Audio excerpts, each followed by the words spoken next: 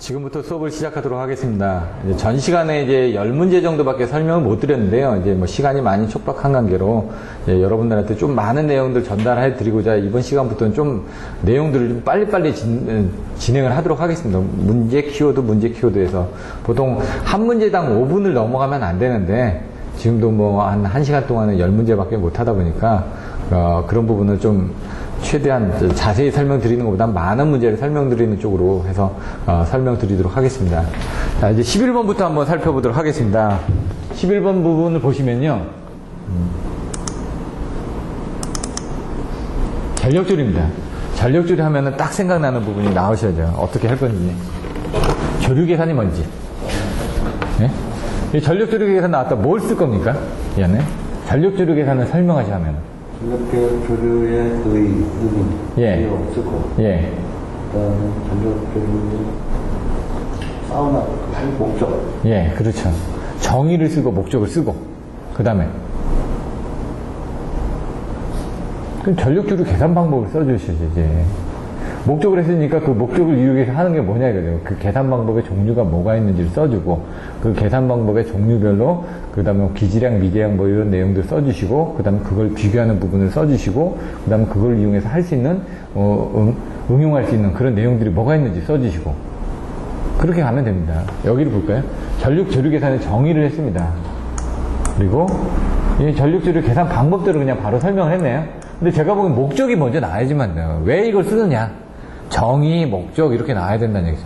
목적 썼으면은 그 다음에 그 방법들이 뭐가 있는지 하는데, 그 목적을 위해서 계산하기 위해서 뭐가 있어야 되냐, 발전기에 대한 부분, 부하에 대한 부분, 기준모선에 관련된 부분, 발부기로 해가지고 기지량, 미지량을 이렇게 넣어서 계산을 해 나간다. 근데 그 계산 방법에는 기역, 니은 그래가지고 뭡니까? 가우스-자이델법, 뉴턴-라프법, 선비, 선형 방정식, 비선형 방정식, 1차 방정식, 2차 방정식, Y역 해가지고 Y부스, 가우스-자이델의 역행력, 예? 자코비안의 역행력, 이렇게 해가지고 쓰면서 그거에 대한 각각의 비교 방법, 가우스-자이델법하고 뉴턴-라프법의 비교 방법, 이런 식으로 해가지고 쓰게 되면 25점짜리가 되는 겁니다. 이렇게 비교표 해가지고. 그렇게 써주시는데 그 안에서 각각들을 빼서 10점짜리를 만들어내는 겁니다. 여기 필요성 나왔죠. 그 다음에 입출력 데이터 나왔죠. 그리고 부하 모선 나왔죠. 발전기 모선 나왔죠. 그리고 뭐라고요? 가우스-자이델법하고 뉴턴-라프법의 장단점을 비교를 하고요. 그 다음에 직류조류계산법, 그리고 기타 조류계산에 필요한 입출력 자료들이 어떻게 된다. 이렇게 해가지고 만들어놨죠. 그래서 이걸 보고 적당하게 배치를 해 나가시면 됩니다. 또 빨리빨리 넘어가죠. 절연협조 안정도 해석법 이렇게 되는데, 절연협조가 나오면 어떻게 한다고요? 여기 지금 안정도 해석법하고 등면적 단단법은 뒤에 또 나오니까 일단 절연협조만 보자 이거죠. 절연의 합리화방은, 그리고 그다음에 절연협조 이게 먼저 절연협조의 정의, 그 다음에 뭐를 쓴다고요? 절연의 합리화 방안. 합리화 방안은 뭐로 쓰죠? 네 글자? 피하 얘기로 쓰죠. 그 다음에 그 밑에 그게 이제 절연 계급, 절연 강도. 그 부분은 선비 TL 해가지고 860, 750 해가지고 절연 계급 나오고, 절연 계급은 52 플러스 50 해가지고 뭐 BR이 나왔는데, 거기서 뭐 1단 저감이라든가 2단 저감이라든가 절연이 돼서 이와 같이 절연 계급 등을 강도로서 해가지고 만들었다. 이렇게 나오고, 그 다음에 바로 이제 절연협조 부분이 들어가는 거죠. 그래서 절연협조 부분에서, 송전술로에서 절연협조가 어떻게 되어 있는지, 배전 쪽에서 절연협조가 어떻게 되어 있는지, 발전술로에서 절연협조가 어떻게 되어 있는지, 그렇게 해가지고 끝나는 겁니다. 자, 보시면은 절연협조의 정의, 그리고 절연협조의 예, 해가지고 피하에게 절연의 합리화 방안, 그리고 절연 계급과 기준 충격 절연 강도 해가지고 절연 계급에서 비하에 대해서 설명하면서 52 플러스 50에 대해서 설명을 하면서 1단 저감이니 2단 저감이니 이런 내용들을 설명하고, 그 다음 뭐라고? 절연 계급, 절연 강도를 이제 표시를 해주라고 했죠. 절연 계급이나 절연 강도에서 이런 1단 저감, 2단 저감에서 860, 750, 650, 460, 그 다음에 1367, 1175, 1050, 690, 2610, 2250, 2050, 1380이죠. 예, 1380. 이렇게 해가지고 써주시면 된다는 얘기다. 그리고 각각에서의 절연협조가 어떻게 일어나는지, 피가접입니다. 발변자서는 피가접. 저는 그렇게 하고 가피접으로 해오셔도 되고요. 그 다음에 송전솔로는 애가철교 불제역피로 외워주시면 되고, 그 다음 대전솔로는 뭘까요? 피가접입니다. 그냥. 그렇게 해서 하면 끝나는 겁니다. 그런데 이런 식으로 이제 그림을 그려주시라고요. 이런 식으로 제페로 방식 같은 것도 HS, GS 이렇게 해가지고 써준다든가, 아니면은 제페로 부분에 그림 그린다든가, 송전선용 피력에도 그림 그리죠. 역상별 같은 것도 뭡니까? 그림 그려줘야 되죠. 역상 A, B, C. 그리고 뭐라고? A, B, C. 그 그림이 있어야지만 확실하게 되죠. 여기 있죠? A, B, C, A, B, C. 요게 이 역상 배열인데 이 옆에다 이렇게 그림을 그려주시라고요. 그럼 확실하게 전달이 되니까. 그림이 빠지면 안 된다고요. 여기서도 마찬가지로. 자, 안정도 그 부분은, 안정도 볼까요? 안정도 해석. 등면제표 반단법. 시계는 게 있으니까. 이걸 한번 보시죠. 안정도 해석비법 중 등면제법을 설명하셔. 이건 어떻게 설명하실 겁니까?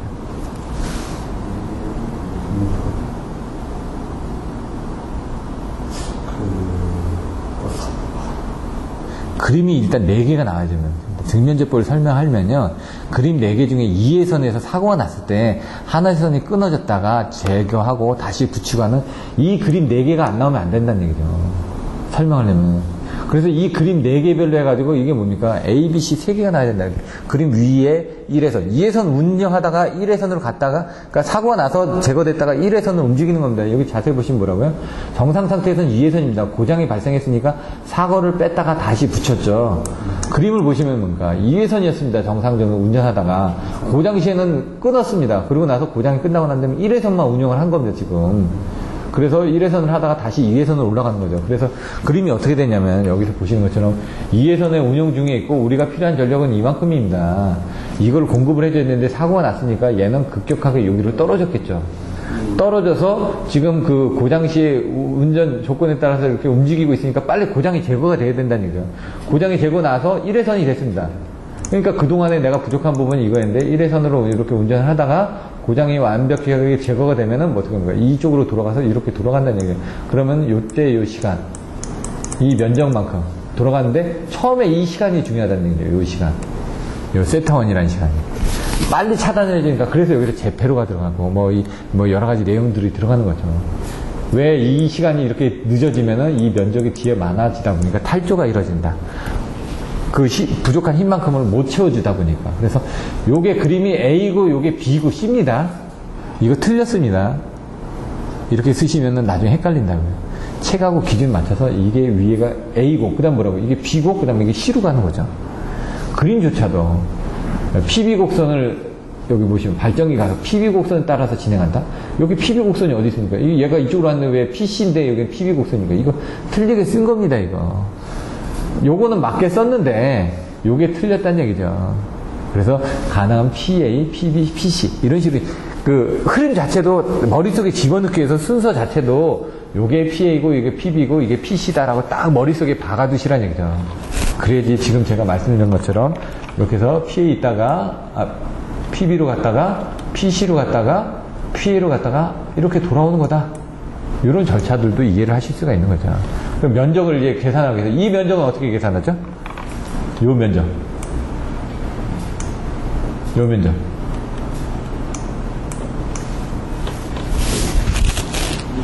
바로 나와야죠. P0 마이너스 인테그랄 세타 제로에서 세타 1까지. 예? 뭘?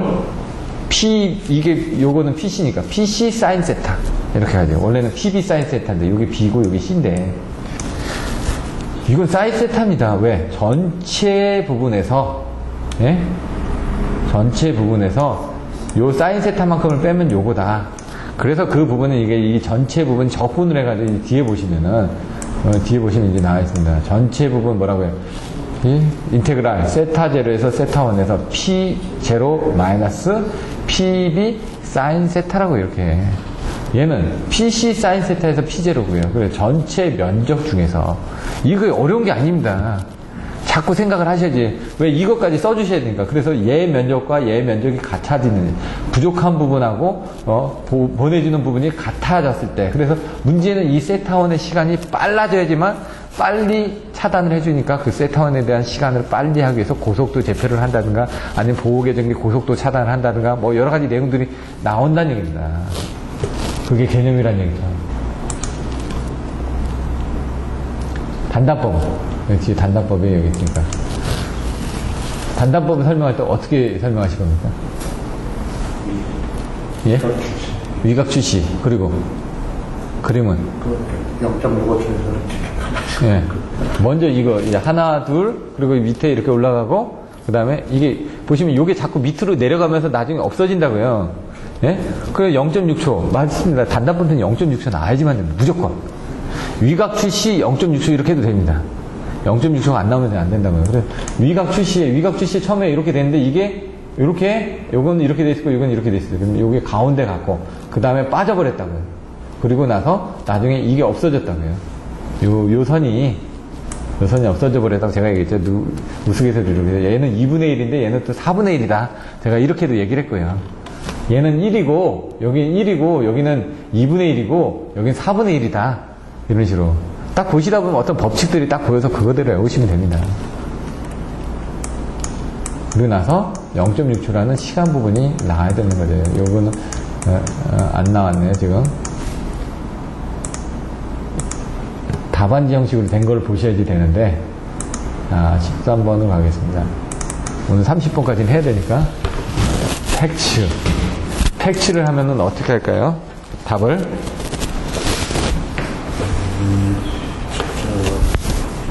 대용량 전력용 반도체를 이용한 대용량이라는 건 없습니다. 그냥 전력용 반도체 소자를 이용한 제어 기술을 응용하여 수송 설비의 기능을 고도화하고 설비 응용을 극대화하기 위한 신전력 시스템. 요걸 많이 쓰는 얘기입니다.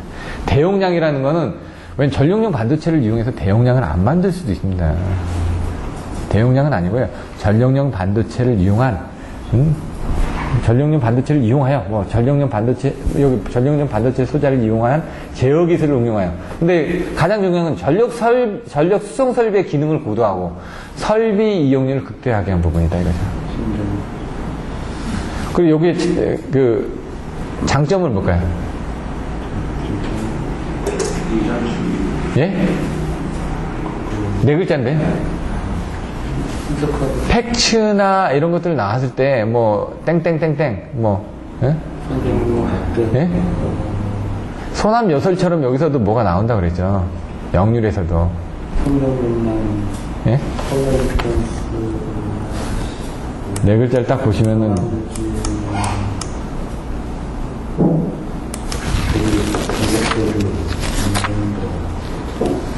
송환설신 생각나시나요? 송환설신? 송전 전력의 증대가 가능하고 안정적인 전력 시스템 공급이 가능하고 설비 이용률이 향상되고 공급 신뢰도가 향상된다. 이 송환설신 부분을 어디서 또 쓰냐면은 배전 자동화에서도 써먹을 수가 있고요. 팩츠에서 써먹을 수가 있고 뭔가 자동화하는 쪽에서는 그런 내용들을 막 써먹을 수가 있다고요. 그리고 이제 PV, X, 델타 해가지고 각각의 팩츠의 그림 그리고 여기서 딱 팩츠가 나오면 답을 어떻게 쓸까? 팩츠 정의는 뭐다? 일단 전력 수송 설비의 기능을 고도하고 그러니까 설비 이용률을 극대화하기 위한 신전력 시스템인데 뭘 이용했다? 전력용 반도체 소자를 이용했다. 대용량이니 이런 거 필요 없고요. 반도체 소장을 이용해가지고 전력 수송 설비의 기능을 고도하고 설비 이용률을 극대화하기 위한 시스템이다. 근데 그걸 이용해서 여기 또 있죠. 송환설신. 효과가 뭐냐? 장점이 뭐냐? 장점이 효과입니다. 송전 전력이 증대된다. 안정 확보가 가능하다. 설비 이용량이 향상된다. 신뢰도가 향상된다. 이미 여기 밑에 다 있는데 여러분들이 거기서 못 끄집어내는 거죠. 왜? 여기 효과라고 돼 있으니까. 장점이나 효과나 똑같죠. 효과가 좋은 거니까. 유도에서 효과하고 한판하고 있죠. 그 다음에 효과는 그냥 덜 적은 거죠. 그러니까 효과보다는 장점, 목적도 가능한 얘기입니다. 목적이나 장점이나.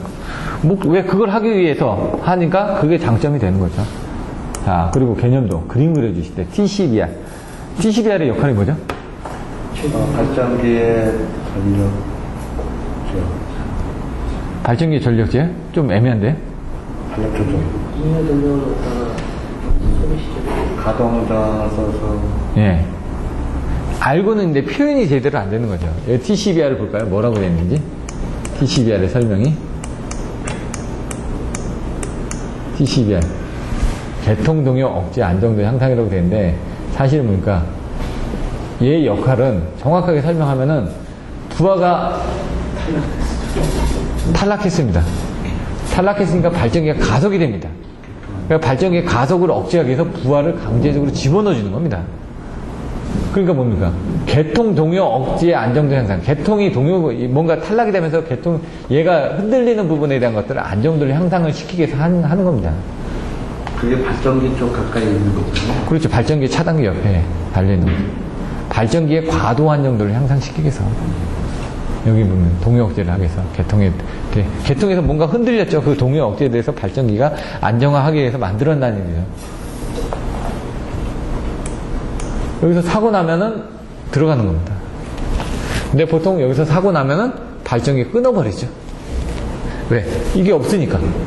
발전기를 안 끊어버리면 발전기가 가속화되니까 위험하니까 발전기를 끊어버리는 거죠. 그래서 외부 사고가 났을 때는, 예? 외부 사고가 나면 그러니까 송전솔로 사고 나죠. 그럼 발전기 스탑합니다. 좀 돌다가.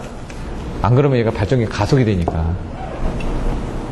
그래서 그런 경우는 다른 선로를 연결해줘야 돼요. 다른 선로를 연결해서 발전기한테 더 부하를 증가를 시켜줘야 돼요. 그래서 연기선로 부분이 거기서 발전소 쪽에 나가면 연기선로가 막 복잡하게 돼 있는 거죠. 그림을 가지고 이제 TCBR이 있고, 그 다음에 뭐라고요? TCSC가 있고, TCPR이 있고, 여기서는 이 스테이트콘으로 봐도 됩니다. 근데 스테이트콘인데 설명은 뭐로 되어 있냐면은 인버터가 들어가 있지 않습니까? 저는 여기다 스테이트콤이라고 적으라고 얘기를 한다는 얘기죠. 큰 의미는 없으니까. 왜? 스테이트콘을 적었든 콤을 적었든 이 사람들이 보고 안 쓰는데 저는 개념은 정확하게 가져가자는 얘기입니다. 스테이트콘은 아까 보셨죠? 그냥 콘덴서 덩어리밖에 없습니다. 근데 얘는 스테이트콘이라고 해놓고 설명을 어떻게 하면 GTO 인버터를 썼습니다. GTO 인버터를 썼다는 건 스테이트콤이라는 얘기입니다. 그래서 저는 여기다 아예 스테이트콤으로 적으시라. 그리고 설명을 인버터로 하시라. 그러면 되는데 스테이트콘으로 놓고 인버터로 하면 안 맞는다. 요거 철자만 바꾸는 게 더 가장 임팩트가 좋으니까. 이거 뭐 스테이트콤으로 바꿨다고 해서 누가 뭐라고 그럴 사람 없습니다. 그 사람도 이게 스테이트콘인지 스테이트콤인지 정확하게 모르거든요. 대신 이게 그 P, V, X 델타별로 얘는 P만 제어하는 거죠. V, X 델타, 이거는 델타까지 제어하는 거고, 이건 VX 델타 다 제어하는 거고요. 얘는 X 제어하는 거고, 얘도 X 제어하는 거고. 그래서 PVX 델타를 해가지고 뭐를 제어해 주는지 하고, 거기에 대한 그림들. 요건 뭘까요? 여자 기용에다가 이렇게 돼 있고, 제어 장치가 달려있네요. 여기 TR이 달려있고, 그건 뭐라고요? 스테이트콘으로 돼 있죠?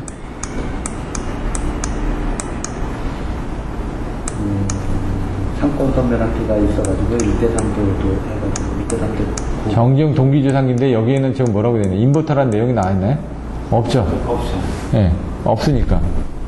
근데 인버터로 해가지고 그림을 그렸을 땐 스테이트콤이고, TCPR은 앵글만 바꿔주는 거니까 여기서 보시면 PT가 있고 CT가 있고 거기서 뭔가 받아들여서 뭡니까?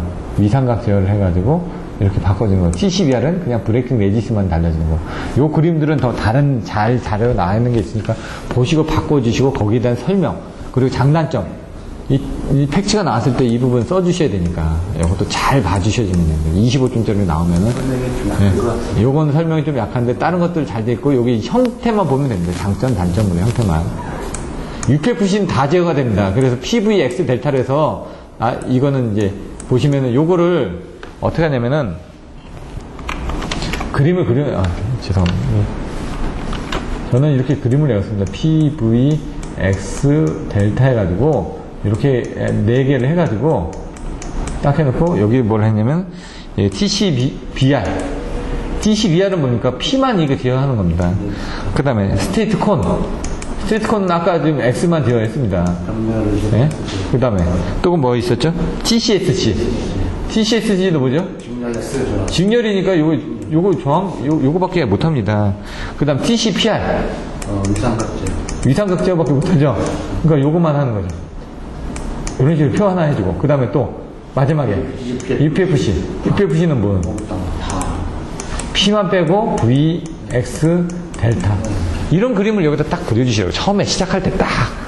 그럼 이렇게 제어하는데 그것들을 설명해 주겠다. 그러니까 뭐든지 여러분들이 알고 있는 거를 뭔가 정리해서 요약해서 보여주는 훈련을 자꾸 해야지만 그게 여러분 머릿속에 남는다는 얘기죠.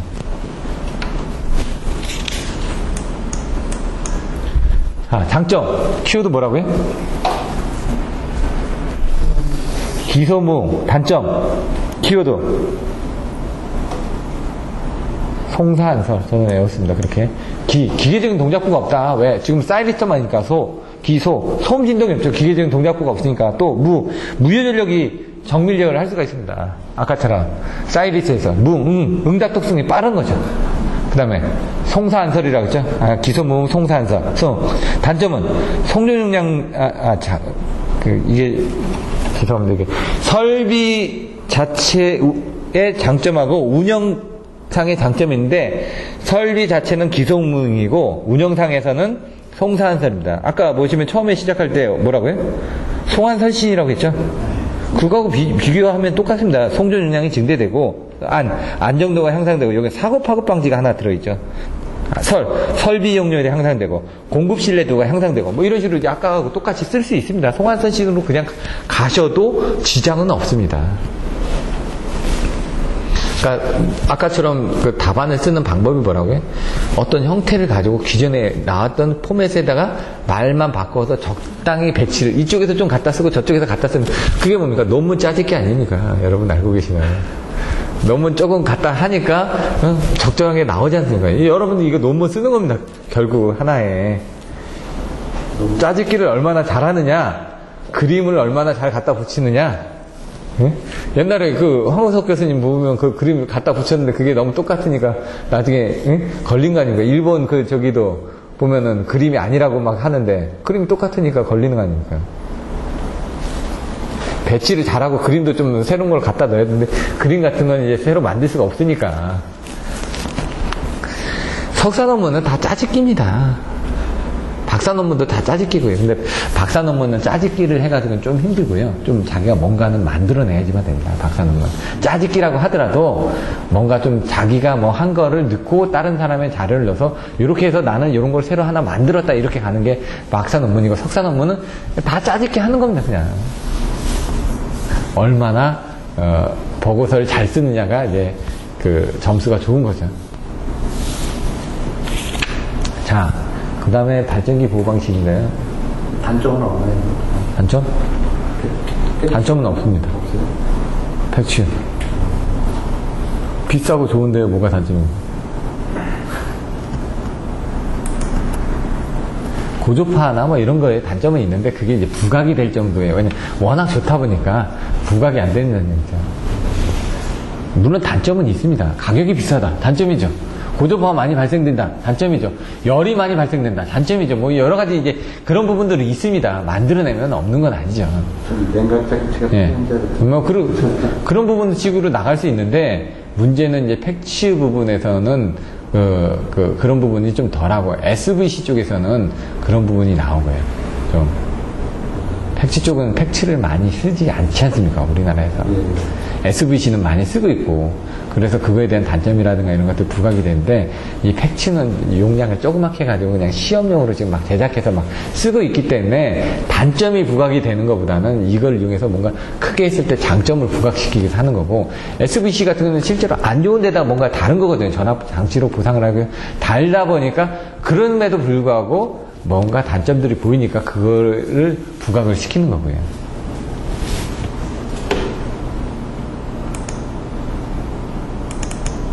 14번. 지금 배전설로 보호 방식이네. 배전설로 보호 방식 하면 뭐가 나와야 된다고요? 키워드? 영어로? 세 글자? 배전설로 보호 방식. 뭐가 있습니까? RSF, RSL, 리클로저, 섹셔널라이저, 라인 퓨즈. 그거에 대한 서로 보호 협조라든가, 아니면 그 안에서 제표로 나오는 2F, 2D. 이런 식으로 해가지고 제표로 보호 방식을 설명해 주면 됩니다. 배전설로 보호 방식에서. 이 정도로 해서 이제 좀 빨리 넘어가겠습니다.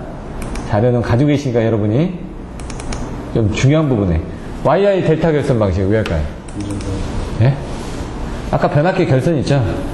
왜 YI를 사용하지 않는지, 왜 Y 델타로 써야지만 되는지, 이런 것들 나왔습니다. YI 델타는 한전이 중성점 접지입니다. 그래서 우리도 중성점 접지로 가야 되다 보니까 Y 결선으로 가다 보니까 YY를 쓰니까 변압기의 영상 임피던스가 다 연결이 되다 보니까 사고 전류도 연결이 되고 뭔가 다 연결이 되니까 그런 부분을 좀 제거하기 위해서 보상건선으로 델타 건선을 달아가지고 뭔가 흡수를 하겠다. 그래서 그 위상차도 보정을 해주고 뭐 여러 가지 상고주파도 제거해주고 거기에 대해서 단절연이나 저감절연을 실행할 수 있는 장점도 있다. YY대 있기 때문에. 그러니까 단권 변압기를 이용해가지고 YY를 쓴 다음에 상권선을 해가지고 거기서 뭔가 끄집어내기 위해서 YY 델타를 쓴다. 왜? 이 상권선 변압기들이 보통 500MV거든요. 그러면 166짜리를 단권 변압기 3대를 옮겨다 넣다 보니까 500MV니까 용량이 크니까 옮기기도 힘들고 그러니까 단권 변압기를 쓰다 보니까 단권 변압기의 단점인 1차 측하고 2차 측의 중성점 접지 방식이 같아야 되니까 YY로 갈 수밖에 없고 그러니까 어쩔 수 없이 3차 건선을 둬가지고 거기서 델타 건선을 해가지고 그런 보상 부분들도 빼주고 이런 내용들이 이제 복합적으로 나오시면 되는 거죠. 여기 보시면은 단절연을 하고 실제로는 제작상 어렵던데 저감절연을 하고 그 다음에 일선지락 고장 시에 이런 BIL 부분을 맞춰주기 위해서 한다. 단절연, 저감절연, 그리고 균등절연, 그리고 뭐가 있었죠? 단절연. 기역이 있었고, 아니요, 지읒이 있죠. 그렇죠? 전절연, 저감절연, 균등절연, 단절연, 디귿하고. 예, 지읒하고 디귿. 이렇게 비교를 하셔야지, 안 그러면. 그럼 전절연하고 저감절연은 뭐로 구분했죠? 전절연은 델타, 저감절연은 아니죠. 그걸 왜 비교를 했냐면 유효접지 계통을 가지고 비교를 했죠. 전절연하고 전절연하고 유효접지. 저감절연은 유효접지를 가지고 한 거고 균등절연하고 단절연은 또 틀려지죠. 응? 유효접지 계통이냐 아니냐를 가지고 두 개만 비교를 한 겁니다. 그 기준을 딱 정확하게 가지고 계셔야 된다. 오늘 30분까지는 무조건 달려야 되니까 오늘 기차표를 취소를 했으니까 CT 2차 개방 해놓으신 이거는 나올 때가 됐습니다. 제가 보기에는 좀 안 나온 지 오래됐거든요. 근데 나오면은 참 쓰기가 또 힘듭니다. 막상 준비를 안 하면. 자, CT 2차식 개방 영상 등가회로 벡터도 등가회로가 나와야 되는데 등가회를 잘 그려야 되는데 CT 2차가 개방이 되면 왜 소선이 될까요? 2차 측에 전압이 고전압이 걸려서 전압이 일어나가지고 등가회로 보면 가운데 여자 회로에 전류가 그쪽으로 흘러가지고 바닥에 흘려서 전류를 타게 되고 지금 이 정도만 하면은 내용 다 알고 계시는 겁니다. 자, 중요한 건 뭡니까? 2차 측에 고전압이 유기가 되는데 왜 고전압이 유기가 되느냐? 그 고전압 때문에 파괴가 되는 겁니다. 고전압이 유기되는 걸 보려다 보니까 등가회를 그리지 않으면 설명이 안 됩니다, 이거는. 등가회를 그려줘야 되는데, 딱 보시면은, 여기 뭐 변성빈 이렇게 돼 있다. 그러면 원래는 어떻게 되냐? 이게 1차 측이고, 이게 여자회로 쪽이고, 그리고 2차 측이고, 이게 뒤에 걸리는 부담 쪽입니다. 여기 뭔가 그 개전기가 걸려있든 뭐가 걸려있든 부담이 걸려있는데, 여기가 딱 끊어지는 순간, 이 2차 측에는 전류가 안 흐른다는 얘기죠. 그럼 2차 쪽으로 흐르던 전류가 1차 쪽으로 전류가 전부 다 흐르다 보니까 그 전류가 전부 다 여자 회로에 흐르면서 그 여자 회로 쪽에 과전압이 유기가 돼가지고 소선이 돼버린다 이거죠. 이렇게 설명을 해주셔야 돼요. 그러니까 적이 없어도 그런 식으로 설명을 해주시면서 그 등가회로를 생각을 해가지고 그려주고 그러면 이제 등가회로를 딱 보니까 여기는 없으니까 그려줄 필요 없고 요걸 그려줘야 되는데 여기가 이제 IC하고 IM의 두 개로 나눠지더라 이거죠. 그리고 여기 들어오는 아이온 전류가 있고요. 이 I 전류가. 그러니까 이게 I 여자 전류가 R과 X 쪽으로 이제 분리가 돼가지고 다 걸리는데 그림을 이렇게 딱 보시면은 여기 IE가 있고 IC가 있죠. IC하고 IM이 걸려가지고 1차 측에 대한 전류가 이거고 2차 측에 대한 전류가 이게 흘렀는데 2차 측에 대한 전류가 안 흐르고 여자 전류의 전류는 작았는데 그 여자 전류에 대한 전류가 이 부분이 커지면서 이 전류에서 과전압이 유기가 되는 거다. 그러다 보니까 얘에 대해서 이렇게 그림을 그리면 전류가 있고 그 다음에 이게 뭐죠? 이게 전압이 있고 전류입니다. 전류에서 자석이 발생하면서 여기서 올라가면서 이런 큰 전압이 유기가 돼가지고 토선이 되더라. 이런 식으로 나가는 겁니다. 그래서 2차 개방 시에 왜 됐느냐? I2가 0이기 때문에. 0이기 때문에 V2는 무한대가 된다. 이 수식이 나와야 되는 거죠. 2차 개방식. 아까 권수비에서 V2분의 V1은 I1분의 I2다. 그럼 V2는 I2분의 I1 곱하기 V1이거든요. V2는 I2분의 I1 곱하기 V1이거든요. 근데 I2가 0이 되니까 I1은 조금 흐르더라도 왜? I2 쪽에 0이 되니까 I1의 전류가 흐른 만큼 2차 측에 V1이 걸리겠죠. 그 전압에 배수로 해가지고 2차 측에 무한대의 전압이 걸리다 보니까 얘가 소선이 돼버리는 거죠. 전압을 견디지 못해서. 전류 때문에 소선이 되는 게 아니라 요 수식. 그렇게 하게 되면 뭐 나머지는 내용들 보시면 됩니다. 큰 컨셉은 그렇게 해서 내용들을 아까 좀 그림 있고 나머지 내용들을 좀 써가면서 하면은 적당하게 내용을 쓸 수가 있습니다. 25점짜리에서 20점대는 아니더라도 15점대 정도는 쓸 수가 있어야 된다는 얘기죠. 그러니까 모든 거를 다 17, 18점으로 쓴다는 거는 진짜 본인이 열심히 노력하지 않고서는 안 됩니다. 그러니까 최소 제가 얘기하는 건 10점은 무조건 만들어 놓고 시작을 하라고요. 10점이 만들어진 상태에서 추가해서 15점 만들고 17점 만들고 18점 만드는 거지 10점 기본 딱 포맷이 안 잡혀 있으면요 그거는 18점 만들기가 힘듭니다. 그래서 한전에다가 CT에다가 CT 컴몽 CT 단자가 따로 있어요. 네. 붙여가지고 그래서 오픈시킬 때는 스피드가 좀 조여가지고 뺄 수 있게끔 의무적으로 해가지고. 그리고 이제 그 계정기 앞에서도 보시면은 그 계정기 앞에서 탭을 뺄 때는 항상 밑에 여유 탭이 하나 더 있습니다. 그래서 그걸 빼가지고 위에다 꽂아 넣고 그 다음에 빼게끔 이렇게 돼 있습니다. 이 CT 2차 오픈을 하지 않게끔. 그리고 이제 PTT, CTT를 뭐 넣어줘야 되는데 계정기에 따라서는 계정기만 빼줘도 그 CT 단자에서 단락이 돼서 보호를 하게끔 돼 있는 장치들이 있고요. 다 여러 가지가 있습니다.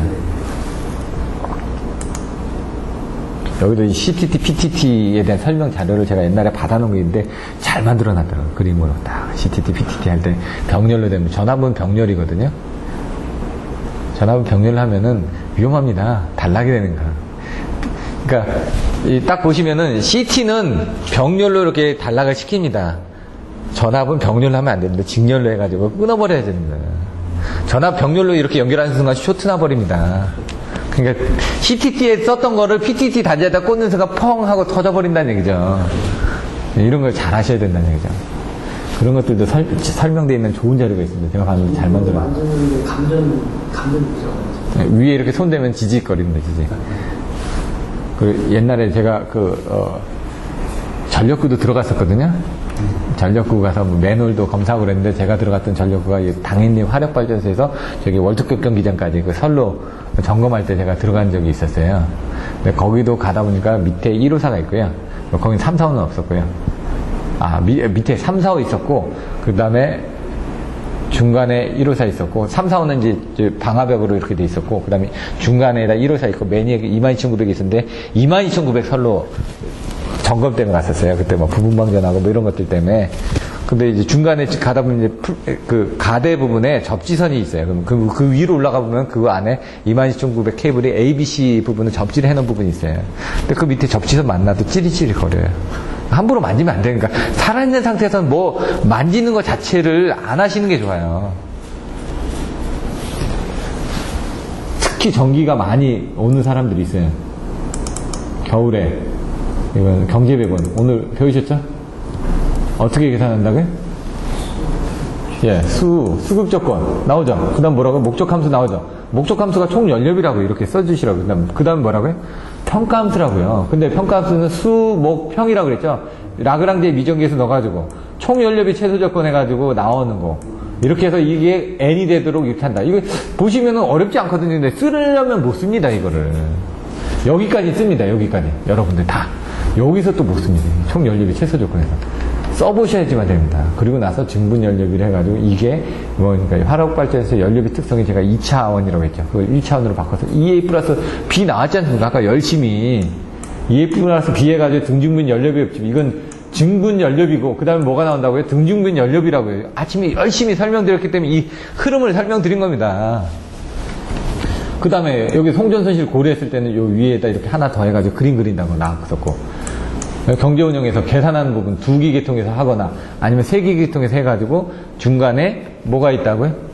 3개 있을 때는 하나는 그 한계가 도달해가지고 더 계산을 못하고 다시 한번 계산을 또 해야 되는 경우도 생기는 문제들이 있다고요. 그런 문제들도 있으니까 여러 가지 문제를 보시면 된다고요. 오늘 6장을 했으니까. 18번. 복합발전기요. 복합발전은 뭐가 있을까요?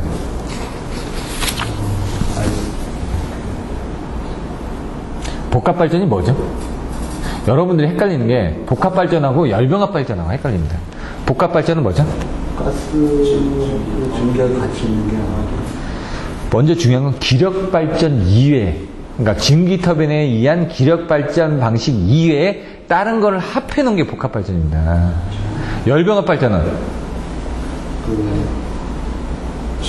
연소시키 열병합발전의 정의가 뭘까요? 소각시키고 남은 열을 이용해서 발전하는 아니 행사는 맞아.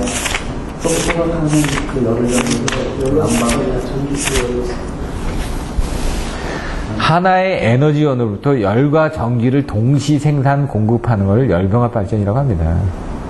그냥 쉽게 얘기하면 열과 전기를 동시에 생산한다. 그게 열과 발전이고, 열병합 발전은 그냥 하나만 떼는 겁니다.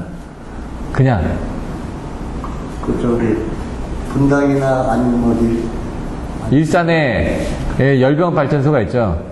거기서는 그 하나를 쓰고 옆에 복합발전이 별도로 또 옆에 있습니다. 복합발전은 옆에 있습니다. 소각하고 같이 하는 거 아니에요? 예, 소각하고. 소각해서 그러니까, 그렇죠. 근데 그게 하나의 에너지원으로부터.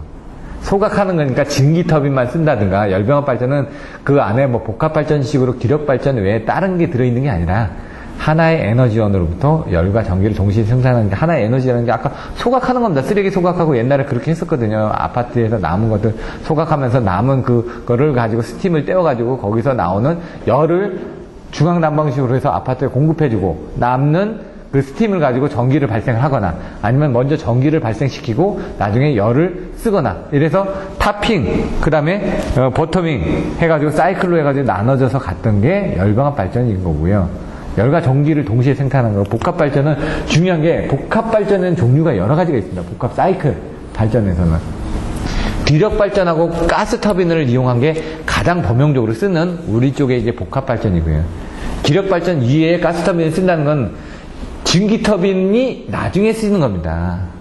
증기터빈이. 왜? 가스터빈이 온도가 높거든요. 가스터빈을 2대를 돌려가지고 2대1이라든가 3대1이라든가 이렇게 쓰거든요. 예, 가스터빈을 돌려가지고 남는 스팀이 가스터빈 1500도거든요. 나오는 부분이 1500도, 1000도 이렇게 나오니까 그럼 증기터빈은 어떻게 된다고요? 증기터빈은 800도 정도만 되면 된다고요. 예? 680도, 800도 이렇게만 되면 되니까 그렇게 나왔던 증기를 가지고 보일러를 바로 떼는 겁니다. 바로 순환을 하는 거니까. 그래서 가장 많이 사용하는 게 증기터빈하고 가스터빈인데 가스터빈 2대에다가 증기터빈 1대를 쓴다든가. 왜? 열이 좀 떨어질 거 아닙니까? 그렇게 얘기를 하면서 이제 사이클, 복합 사이클 발전기의 개통도는 사이클이 있다는 얘기죠. 사이클이 뭐가 있을까요? 어떤 사이클이? 예?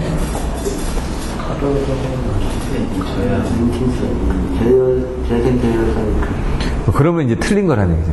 자, 사이클이 뭔지 한번 보시죠. 복합발전은 사이클에 하면 열조제가로 저는 외웠습니다. 열조제가. 예? 이게 어려운 거죠. 그러니까, 사이클 하니까.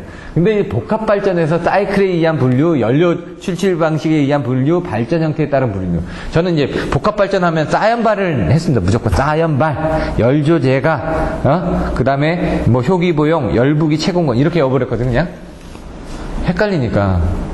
사이클에 의한 분류, 연료 추출 방식에 의한 분류, 발전 형태에 대한 분류. 일단 발전 형태 세 번째 것부터 먼저 보시죠. 발전 형태가 뭐라고요? 아까 얘기한 것처럼 뭡니까? 기력하고, 그러니까 증기터빈하고 가스터빈을 조합하는 부분이 있고요. 그 다음에 MHD 복합을 이용하는 부분이 있고요.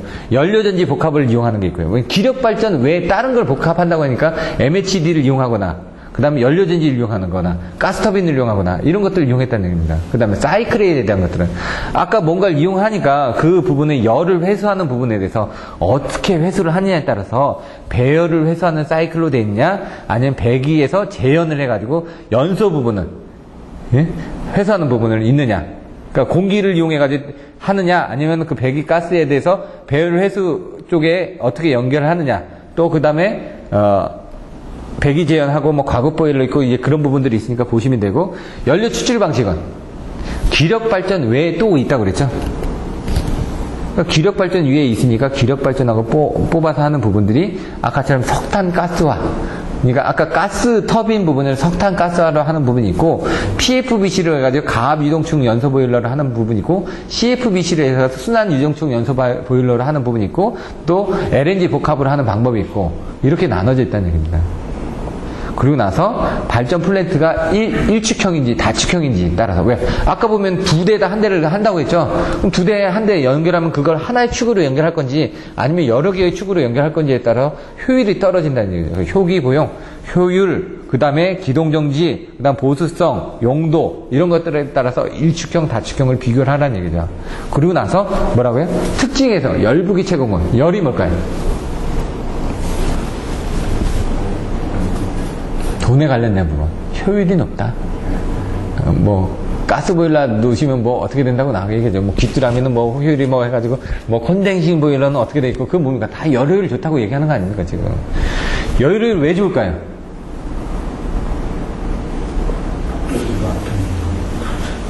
이제 열효율을 이제 얘기를 하기 위해서는 보통 발전 효율은 40%밖에 안 된대. 38%로 40%밖에 안 된대. 얘는 뭡니까? 자기가 한 번 더 돌렸지 않습니까? 더 돌렸으니까 얘는 48%에서 뭐 한 50% 정도까지 올라간다는 얘기예요. 한 10% 정도가 더 올라간 겁니다.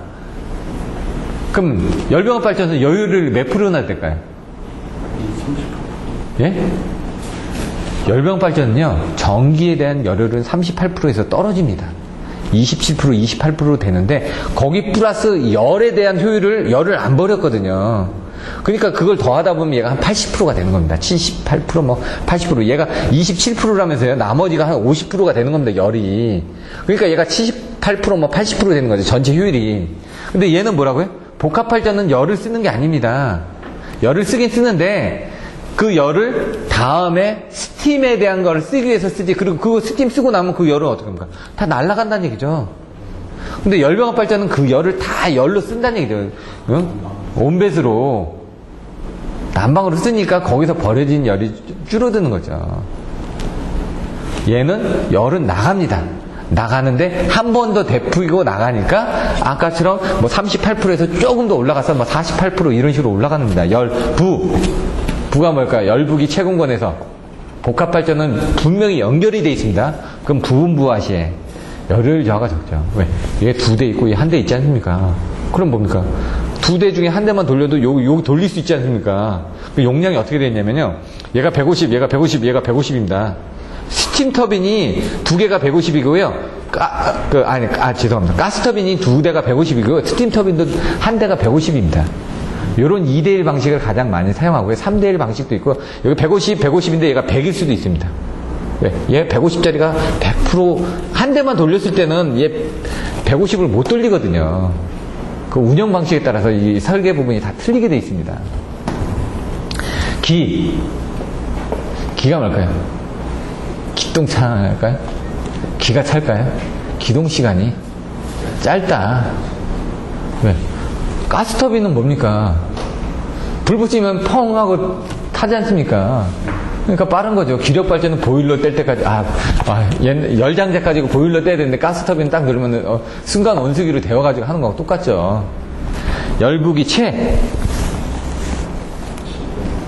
최대 출력이 대기에 따라 좌우된다. 왜? 열낙차가 있으니까. 열낙차에 따라서 틀려진다는 거예요. 공이 뭘까요? 공의 발생이 줄어든다. 스팀 터빈이 아니라 가스를 쓰기 때문에 완전 연소가 잘 되다 보니까 공의 발생이 줄어든다. 그렇죠. 건설 기간이 짧다 또는 짜다 뭐 이런 식으로. 왜냐면 같이 이렇게 쓰니까. 건설 기간이 짧은 것도 있죠. 왜냐면 이 복합 발전 같은 거는 기존의 기력 발전 옆에다 짓는 겁니다. 가스 터빈만. 그래가지고 거기다 연결만 하면 되거든요. 이런 것들이 이제 쌓아지는 거죠. 그래서 열병합 발전 옆에 이제 복합 발전이 이렇게 들어가는 부분들이 다 옆에서 그것들을 쓰기 위해서 쓰는 거죠.